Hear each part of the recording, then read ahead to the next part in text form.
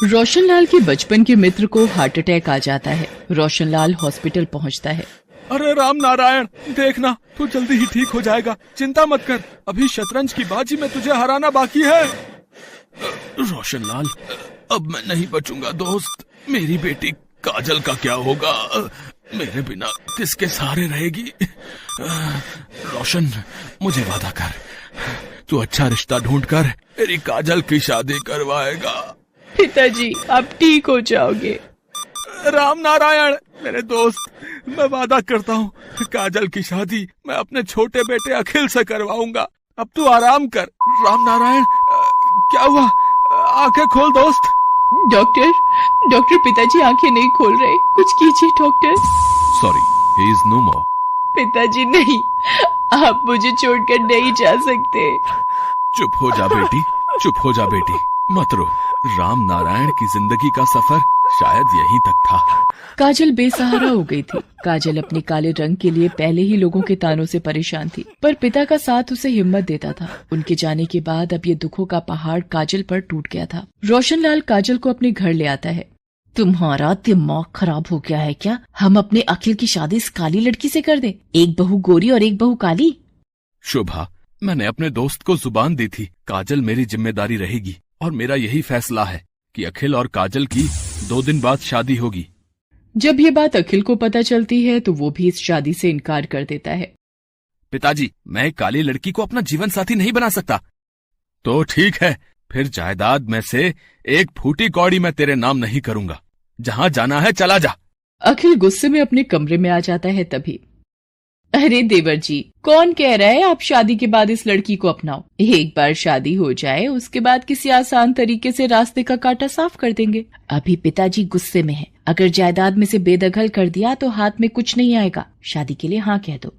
अनीता घर की बड़ी बहू थी, इसलिए अपने गोरे रंग रूप पर इतराती थी। अखिल अनीता की चालाकी भरी बातों को समझ जाता है और 2 दिन बाद अखिल और काजल की शादी हो जाती है। एक सुबह, माँ जी, ये आपके लिए चाय लाई थी। मैंने तुझे कितनी बार मना किया है, अपनी बदसूरत शक्ल लेकर सुबह सुबह मेरे सामने मत आया कर। मेरी गोरी और सुंदर बहू अनीता कहाँ है, जिसके कमरे में आते ही उजाला हो जाए? माँ जी, वो भैया के साथ रोहन के स्कूल गई हैं, इसलिए मैं चाय ले आई। अब ये चाय भी अपने रंग जैसी काली बना लाई है, देखो तो उल्टी आ जाए। काजल रोती हुई रसोई में चली जाती है। काजल बेटी, तुम इन लोगों की बातों को दिल पर मत लगाओ। ये लोग सिर्फ ऊपरी दिखावे में विश्वास रखते हैं। पता नहीं, गलती मेरी ही थी जो तुम्हें इस घर में ले आया। रोशनलाल दुखी मन से वहाँ से चला जाता है। एक दिन बाद अनीता के बेटे रोहन का जन्मदिन था। सभी मेहमान आए हुए थे। अनीता ने घर में ही बड़ी पार्टी का इंतजाम किया था। अरे अनीता, सब लोग रोशन के केक काटने का इंतजार कर रहे हैं भाई। रोहन बेटा, चलो केक काटो। रुकिए भैया, मैं अपना कैमरा ले आऊं फैमिली फोटो के लिए। काजल, फोटोज में थोड़ा पीछे रहना। वैसे तुम फ्रेम में ना ही आओ तो बेहतर है। अरे अनीता बहू, कैसी बच्चों सी बातें करती हो? सारी यादगार फोटो मेरे पोते की खराब करवानी है इस काली शक्ल को बीच में दिखाकर। अखिल, चल मेरे पोते की फोटो ले आ मेरे लाल, दादी के साथ फोटो खिंचवाएगा। सब लोग फैमिली फोटो खिंचवाने लगते हैं, पर काजल को कोई भी फोटो के बीच में नहीं लेता। तभी, अब अखिल, एक फोटो मेरी और काजल बहू की भी खींच। आखिर शादी के बाद ये इसका घर में पहला फंक्शन है। अखिल मुंह बनाकर अपने पिता और काजल की फोटो लेता है। गोरी बहू काली बहू के बीच का भेदभाव रोशनलाल को साफ दिखाई दे रहा था। एक दिन, शोभा, सारी तैयारी कर ली तुमने? कल सुबह ही हम सबको वैष्णो देवी यात्रा पर निकलना है। मैंने और अनीता ने कर ली है सारी तैयारी, पर अपने आप को हूर की परी समझने वाली काजल बहू से पूछ लो। उधर अनीता और अखिल काजल से छुटकारा पाने की अपनी ही तरकीब लगा रहे थे। भाभी, उस काली सूरत के साथ रहना एक एक दिन मुझे भारी पड़ रहा है, और पिताजी ने ये वैष्णो देवी जाने का प्रोग्राम और बना लिया। अरे देवर जी, मैंने सब सोच लिया है। यात्रा के दौरान दुर्घटना हुई, एक महिला का पैर फिसला और वो खाई में गिर गई। लाश का कुछ अता पता नहीं। ऐसी कितनी खबरें रोजाना सुनने और देखने को मिलती हैं, तो समझ गए ना हमें क्या करना है। पर ये सब आप करोगी कैसे? बस देखते जाओ देवर जी, आप मेरे इशारों को समझते रहना और काम हो भी जाएगा और किसी को पता भी नहीं चलेगा। अनीता और अखिल काजल को मारने का प्लान बना चुके थे। अगले दिन सब वैष्णो देवी की यात्रा के लिए निकलते हैं। सब मिलकर वैष्णो देवी की यात्रा शुरू करते हैं। अरे काजल बहू, तुमने पैरों में चप्पल नहीं पहनी? पिताजी, मैं नंगे पांव ही माता रानी के वैष्णो धाम की यात्रा करूंगी। बाकी सब लोग मुंह बनाकर आगे बढ़ जाते हैं। चढ़ाई पर चलते चलते रोशनलाल और शोभा पालकी में बैठ जाते हैं। सुधीर और अखिल तेज चलते हुए आगे बढ़ रहे थे। सुधीर, आप और देवर जी आगे चलते रहिए। मैं थोड़ा थक गई हूँ, आराम आराम से आऊंगी। काजल, मेरे साथ साथ ही चलना। ठीक है भाभी, मैं आपके साथ ही चलूंगी। मैं भी पापा और चाचू के साथ आगे चलूंगा। पापा रुको, मैं भी आ रहा हूँ। रोहन रुको, पापा आगे चले गए हैं। अरे भागो मत बेटा, गिर जाओगे। भाभी, मैं रोहन को बुलाती हूँ। इतनी देर में भागते हुए रोहन का जूता फिसल जाता है और वो खाई की तरफ गिरने लगता है। रोहन, मेरा बच्चा। काजल रोहन का हाथ पकड़ लेती है और उसे ऊपर खींचने लगती है। काजल, मेरे बच्चे को बचा लो, मेरा बेटा। घबराओ मत रोहन, मेरा हाथ पकड़े रहना बेटा। काजल रोहन को ऊपर खींच लेती है। रोहन घबराया हुआ काजल से लिपट जाता है। इतनी देर में अनीता की आवाज सुनकर सुधीर और अखिल भी आ जाते हैं। मेरा बच्चा, मेरा रोहन। रोहन, तुम ठीक हो ना बेटा? सुधीर, आज काजल न होती तो पता नहीं मैं अपने बेटे को खो देती। काजल, तुमने आज मेरे रोहन को खाई में गिरने से बचा लिया। हम सब ने तुम्हें हमेशा नीचा दिखाया, पर तुम बहुत अच्छी हो काजल, मुझे माफ कर दो। भाभी, रोना बंद करो, आप मेरी बड़ी बहन जैसे हो, फिर आपकी किसी बात का भला मैं बुरा क्यों मानने लगी। ये सब देखकर अनिल का भी सिर शर्म से झुक जाता है। अखिल और अनीता जानते थे कि वो क्या पाप करने की सोच लेकर ऐसे पवित्र स्थान पर आए थे। सब मिलकर भवन पर पहुंचते हैं। शोभा और रोशनलाल को सारी बात पता चलती है। काजल, मुझे भी माफ कर दे बहू। आज माँ के दरबार के सामने मैं तेरे से अपने बुरे व्यवहार की माफी मांगती हूँ। अखिल काजल के साथ मिलकर माँ के दर्शन करता है। काजल की आंखों में खुशी के आंसू थे। आज माँ की कृपा से उसे अपना परिवार मिल गया था और गोरी काली बहू का भेद दिलों से मिट गया था। मेघना श्यामलाल और सुजाता की इकलौती औलाद थी, इसलिए वो लाडली भी थी। उसके पिता श्यामलाल किताबों की दुकान चलाते थे। मेघना भी अपनी पढ़ाई पूरी करके अब अपने पिता के साथ ही दुकान पर बैठती थी। मेघना बेटी, ला तेरे बालों में तेल लगा दूं? कितने दिन हुए तूने सिर की मालिश भी नहीं करवाई। लंबे बाल रखने का शौक है, पर तेल भी तो लगाया कर। माँ, तुम हो ना मेरे बालों की देख रेख करने वाली, तो मुझे क्यों चिंता होने लगी? अच्छा, ससुराल चली जाएगी तो खुद से ही अपने सारे काम करने होंगे तुझे।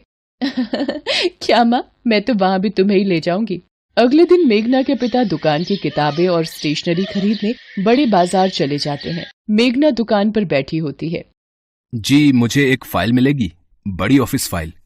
जी, ये 60 रुपए और ये 80 रुपए वाली है। ये 80 रुपए वाली दे दीजिए। ये इस तरह से पेपर नहीं लग पाएंगे, रुकिए मैं आपको पेपर पंचिंग मशीन देती हूँ। थैंक यू वेरी मच, वरना कोई इतनी मदद नहीं करता। वैसे मेरा नाम राजीव है, क्या आपका नाम जान सकता हूँ? जी, मेरा नाम मेघना है। धीरे धीरे मेघना और राजीव दोस्त बन गए और अक्सर एक दूसरे को वक्त देने लगे। और फिर एक दिन, मेघना, विल यू मैरी मी? हाँ राजीव, मैं भी आपसे बहुत प्यार करती हूँ। राजीव और मेघना अपने परिवारों में बात करते हैं और दोनों की शादी हो जाती है। मेघना अपने ससुराल आती है। राजीव के परिवार में राजीव के अलावा उसके माता पिता और छोटे भाई बहन थे। रिचा, अपनी भाभी को कमरे में ले जा। जी क्या? मैं अभी और इसी वक्त आता हूँ। अच्छा रुकिए, मैं आता हूँ। राजीव, अभी इस वक्त कहाँ निकल रहे हो? बेटा, आज तो तुम्हारी शादी हुई है और बहू को यूं अकेले छोड़कर जाना जरूरी है क्या? माँ, ऑफिस में कुछ वर्कर्स दंगे पर उतर आए हैं, तो मेरे बॉस ने मुझे अर्जेंट बुलाया है। अब नौकरी में तो ऐसा ही होता है ना माँ, मुझे जाना होगा। मैं मेघना को समझा दूंगा, वो समझदार है। मेघना, मुझे थोड़ी देर के लिए ऑफिस जाना होगा। वर्कर्स स्ट्राइक करके ऑफिस में अपनी मांगों को लेकर तोड़फोड़ कर रहे हैं। जैसी ही बात सुलझेगी मैं आ जाऊंगा। मुझे भी बुरा लग रहा है ऐसे तुम्हें अकेला छोड़कर जाते हुए। कोई बात नहीं राजीव, पहले काम जरूरी है। मेघना राजीव को जाते हुए देखती है और कहती है, राजीव सुनो, जल्दी आना। राजीव ऑफिस अरे माँ, राजीव भैया कहाँ गए? राजीव के ऑफिस में कुछ मजदूरों ने दंगा कर दिया है, इसलिए उसे जाना पड़ा। राजीव ऑफिस पहुंचता है, वहाँ पर वर्कर्स दंगा कर रहे होते हैं। अरे मोहन, सुरेश, ये क्या तरीका है मांगे पूरी करवाने का? इसे मारो सबसे पहले तो, ये मालिक का चहेता है, इसे ही मारो मारो मारो। सब वर्कर राजीव पर डंडे बरसाने लगते हैं। राजीव के सिर पर चोट आती है और वो वहीं मर जाता है। सारे वर्कर डर जाते हैं। अरे मालिक की गाड़ी आ गई, भागो भागो। राजीव, ये क्या हुआ राजीव? सर ये तो मर चुके हैं। हमें ये बुरी खबर राजीव के परिवार को देनी होगी। बॉस राजीव के घर फोन करके राजीव के मरने की खबर देता है। ये नहीं हो सकता, मेरा राजीव नहीं। पिता का फोन हाथ से छूट जाता है। वो बड़ी मुश्किल से सबको ये बात बताता है। मेरा राजीव, ये क्या हो गया? हमारी खुशियों को किसकी नजर लग गई? भैया, आप हमें छोड़कर क्यों चले गए? कुछ देर बाद मोहित रोता हुआ राजीव की लाश को घर ले आता है। मेघना तो बिल्कुल शांत हो चुकी थी, मानो उसकी जिंदगी रुक गई हो। राजीव, आप मुझसे वादा करके गए थे कि जल्दी वापस आओगे। आपने वादा तोड़ दिया राजीव, आपने वादा तोड़ दिया। मेघना के माता पिता भी आ जाते हैं। पूरा माहौल सदमे में आ जाता है। राजीव का अंतिम संस्कार हो जाता है।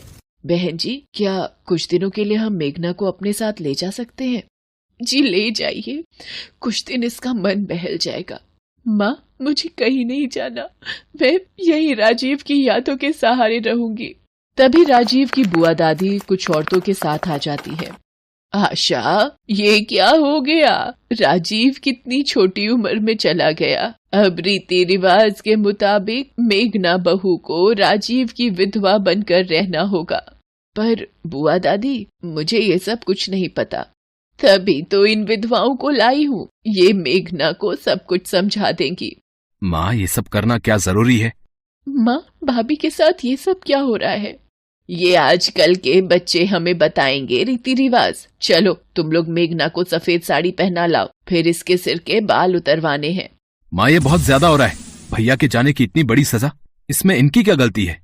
आशा जी, मेरी बच्ची के बाल मत उतरवाइए, मेरी बच्ची ये सहन नहीं कर पाएगी। सब लोग चुपचाप मेघना के साथ होते अन्याय को देख रहे थे। मेघना को सफेद साड़ी पहनाकर चौकी पर बिठा दिया जाता है। नाई मेघना के बाल उतारने के लिए उस तरह निकालता है। बुआ दादी, क्या ये सब जरूरी है? अभी इसकी उम्र ही क्या है? अब किस्मत ही फूटी हुई है इसकी। विधवा योग था तो अब पूरी जिंदगी विधवा बहू बनकर ही रहना होगा। मेघना रोए जा रही थी। सब लोग उसके साथ ये सब होता देख रहे थे, पर कोई भी उसके लिए कुछ कर नहीं पा रहा था। मेरी बच्ची मेघना, भाभी। मेघना बिल्कुल मायूस हो चुकी थी। उसके आंसू सूख रहे थे। उसकी किस्मत का फैसला भगवान के हाथ में था। तभी मोहित तेजी से मेघना की तरफ जाता है और उसका हाथ पकड़कर घर के मंदिर की तरफ ले जाता है और मंदिर में रखे सिंदूर को मेघना की मांग में भर देता है। सब लोग हैरान रह जाते हैं। ये क्या अनर्थ कर दिया इस लड़के ने? विधवा बहू से शादी कर ली। चलो चलो यहाँ से, कैसे पापियों का घर है। मेघना मोहित को चाटा लगा देती है और कमरे में जाकर फूट फूट कर रोने लगती है। आशा, कहीं ना कहीं मोहित ने जो किया है वो ठीक ही तो है। मेघना से शादी करके मोहित ने मेघना की जिंदगी में फिर से रंग भर दिए हैं। अभी उस बेचारी ने देखा ही क्या है। शायद आप ठीक कह रहे हो जी, हम भी तो ये सोच सकते थे, पर पुराने रीति रिवाजों के पल्ले में बंद कर आज एक बहू के साथ अन्याय कर रहे थे। मेघना, मेरी बच्ची, मैं जानती हूँ राजीव की यादें तुम नहीं भुला सकती, पर तुम्हें इस हालत में देखकर राजीव की आत्मा भी दुखी होगी। सब लोग मिलकर मेघना को समझाते हैं और मोहित के फैसले की सराहना करते हैं। मेघना की जिंदगी में फिर से एक बार रंग भर जाते हैं। एक विधवा बहू की शादी करके खुशियां मेघना की जिंदगी में फिर से दस्तक देती हैं।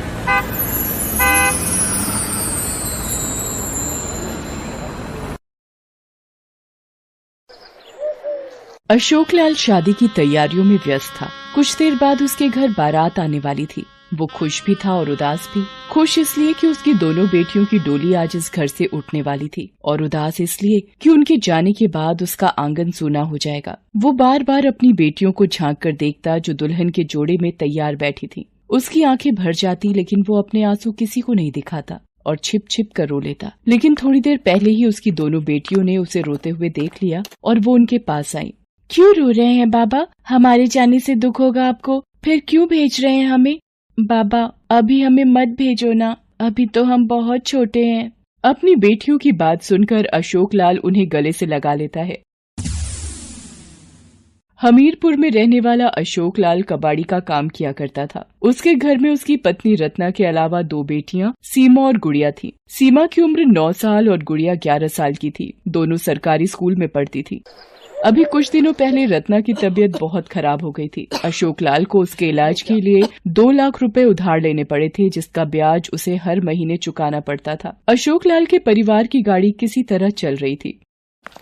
एक कबाड़ी वाले, टूटे फूटे बर्तन, पुरानी कॉपी किताब, न्यूज़पेपर, एक कबाड़ी वाले।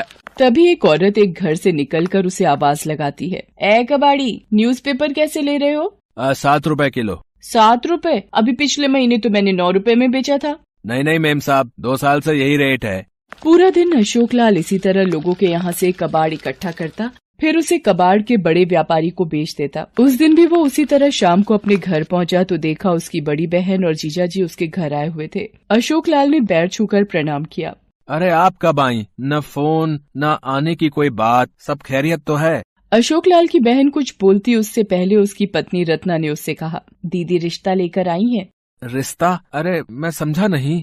अरे भाई मैं समझाती हूँ, मुझे अपनी सीमा और गुड़िया के लिए 2 लायक लड़के मिले हैं। ये आप कैसी बात कर रही हो? वो दोनों तो अभी बहुत छोटी हैं। अशोक लाल की बात सुनकर उसकी बहन मुंह बनाते हुए बोलती है, तो क्या उनके बड़े होने का इंतजार करोगे? जब भाभी की शादी हुई थी तो वो उस समय 11 साल की ही तो थी और मेरी शादी तो 10 साल में ही हुई थी ना। हमारी बिरादरी में तो शादी कम उम्र में ही होती है ना। अरे हमारा जमाना कुछ अलग था बहन, अब दुनिया बदल गई है।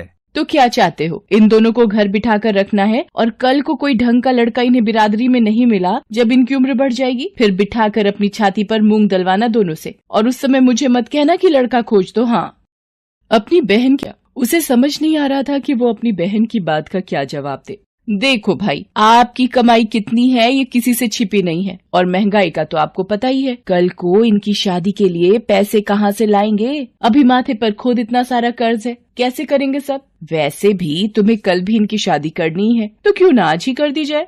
अपनी बहन के तर्कों के आगे अशोक लाल ने घुटने टेक दिए। वो अपनी दोनों बेटियों की शादी के लिए तैयार हो गया। कुछ दिन बाद दोनों लड़के अशोक लाल की बेटियों को देखने आए। अशोक लाल और रत्ना ने जब उन्हें देखा तो दोनों चौंक गए, क्योंकि उन दोनों की उम्र 40 साल से ज्यादा थी और दोनों की पहले शादी भी हो गई थी, लेकिन दुर्भाग्य से उनकी पत्नियां नहीं रही। ये बात तो उसकी बहन ने बताई ही नहीं थी। उन दोनों के जाने के बाद अशोक लाल ने अपनी बहन से इस बारे में पूछा।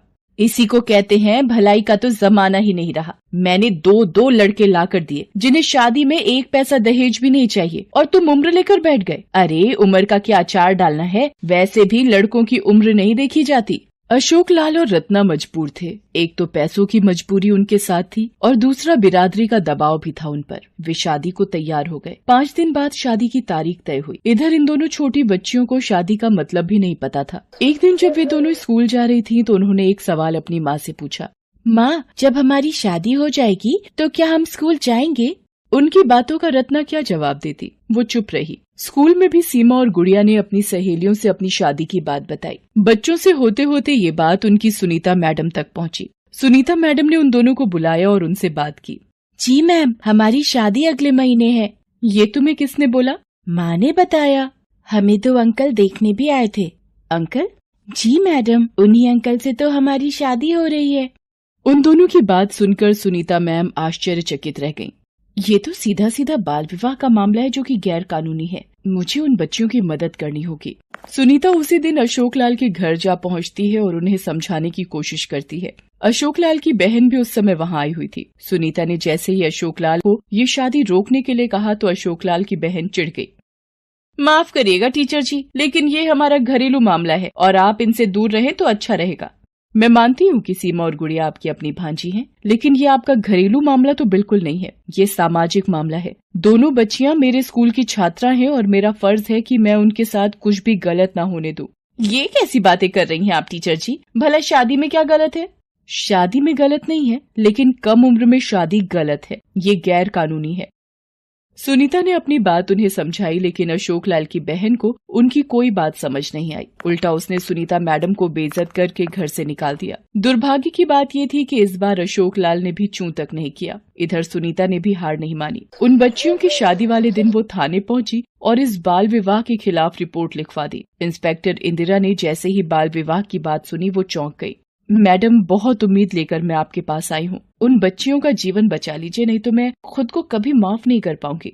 आप बिल्कुल फिक्र न करें, मेरे रहते हुए उन बच्चियों का जीवन खराब नहीं होगा। अशोक लाल को बारात के आने की सूचना मिल गई थी। तय वक्त पर बारात आ गई। उधर सुनीता इंस्पेक्टर इंदिरा के साथ अशोक लाल के घर की ओर निकल पड़ी, लेकिन बीच रास्ते में ही उनकी जीप का टायर पंचर हो गया।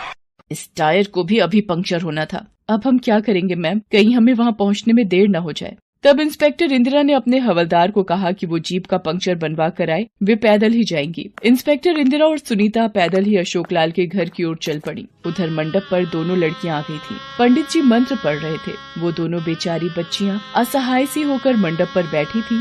तभी वहाँ पर इंस्पेक्टर इंदिरा सुनीता के साथ पहुँच गयी। बंद करो, तुरंत बंद करो, ये शादी नहीं हो सकती, ये गैर कानूनी है। इंस्पेक्टर को देखकर वहाँ सभी के चेहरे पर हवाइयां उड़ने लगीं। दोनों लड़के फरार होने की फिराक में थे, लेकिन इंस्पेक्टर ने उन्हें पकड़ लिया। शर्म नहीं आती तुम लोगों को? अपनी उम्र देखी है और इन बच्चियों की उम्र देखी है? कहाँ है इनके माता पिता? मैं सबको जेल भेजूंगी। अशोक लाल इंस्पेक्टर इंदिरा के पास आते हैं। आप लोग इनके माता पिता हैं या इनके दुश्मन हैं? आपको अपनी बच्चियों की जरा भी फिक्र नहीं है? अरे शादी की उम्र होती है, सरकार ने उम्र तय भी कर रखी है, लेकिन आप लोग मनमानी करते हैं। लेकिन मैडम, हमारी बिरादरी में तो कच्ची उम्र में ही शादी हो जाती है। अरे कच्ची मिट्टी के बर्तन में आप खाना बनाती हैं क्या, या उनका इस्तेमाल करती हैं? जी नहीं। जब बर्तन कच्चे इस्तेमाल नहीं करती तो कच्ची उम्र में शादी कैसे कर रही हैं? और किस बिरादरी की बात आप कर रही हैं? अगर कोई बिरादरी बाल विवाह का समर्थन करती है तो ये अपराध है और अपराधियों को जेल जाना पड़ता है। अशोक लाल को अपनी गलती का एहसास होता है। अशोक लाल की बहन भी शर्मिंदा हो जाती है। उन दोनों को 1 महीने की जेल होती है। फिर उन्हें जमानत पर इस शर्त पर छोड़ा जाता है कि दोबारा वो ऐसा कोई काम नहीं करेंगे। सुनीता के प्रयास से एक बालिका कम उम्र में वधू होने से बच जाती है। आपके समाज में भी आपको कुछ ऐसा दिखता है तो इसके खिलाफ आवाज उठाएं।